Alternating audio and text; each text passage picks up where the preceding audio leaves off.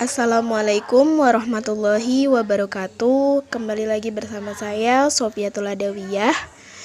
Di sini saya akan menjelaskan sedikit mengenai pembagian kerja secara seksual. Dalam lintas sejarah, setiap kelompok masyarakat mempunyai konsepsi-konsepsi ideologis tentang jenis kelamin. Hampir semua kelompok masyarakat menggunakan jenis kelamin sebagai kriteria penting. Kelompok-kelompok masyarakat tersebut membagi peran, tugas, dan kerja berdasarkan jenis kelamin, meskipun sebagian di antaranya ada yang dipandang cocok dan wajar untuk dilakukan oleh kedua jenis kelamin. Pekerjaan yang diperuntukkan kepada laki-laki pada umumnya sesuai dengan kapasitas biologis, psikologis, dan sosial. Laki-laki dikonsepsikan sebagai orang yang memiliki otot lebih kuat, tingkat resiko dan bahayanya lebih tinggi, dan tingkat keterampilan dan kerjasamanya di dalam kelompok masyarakat lebih tinggi.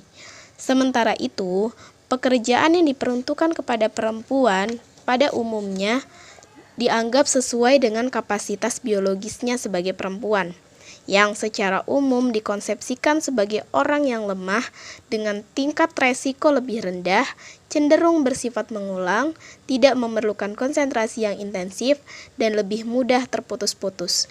Karena itu, tingkat keterampilan perempuan dianggap rata-rata lebih rendah dibanding laki-laki. Menurut penelitian Peter Murdoch, sebagaimana dikutip Stephen Sanderson, di antara 185 kelompok masyarakat yang diteliti, laki-laki lebih konsisten kepada pekerjaan yang disebutnya sebagai pekerjaan maskulin, seperti memburu binatang, mengerjakan logam, pertukangan kayu, menangkap dengan perangkap, membuat kapal, pertukangan batu, menambang, dan mengangkut. Sedangkan perempuan lebih konsisten kepada pekerjaan feminim, yaitu seperti mempersiapkan minuman, meramu dan menyiapkan bahan makanan, produksi bahan susu, mencuci, mengambil air, dan memasak, serta pada umumnya pekerjaan yang dapat dilakukan di dalam rumah tangga. Dalam masyarakat suku atau tribal, jabatan kepala suku bergulir di kalangan laki-laki atau hitman, dan tidak pernah dijumpai kepala suku perempuan atau hitwoman. Dalam masyarakat yang mengalami tingkat evolusi lebih maju, pembagian kerja secara seksual tetap berlanjut, meskipun dalam bentuk kuantitas dan kualitas yang berbeda. Dalam masyarakat agraris misalnya, urusan-urusan ekonomi dan politik secara ketat terorganisasi di bawah kaum laki-laki. Kaum perempuan disisihkan ke sektor domestik atau menyangkut urusan kerumah tanggaan. Dalam masyarakat industri, pola pembagian kerja juga belum banyak berbeda dengan masyarakat agraris.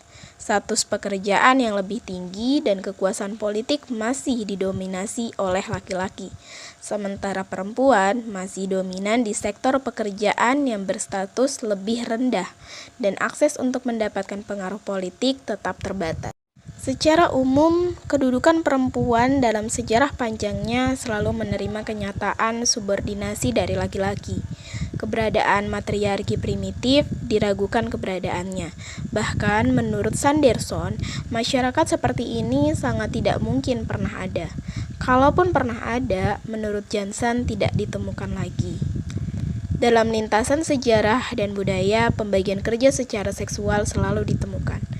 Adapun adil atau tidaknya perbedaan itu adalah persoalan lain, yakni persoalan nilai subjektivitas pada setiap masyarakat.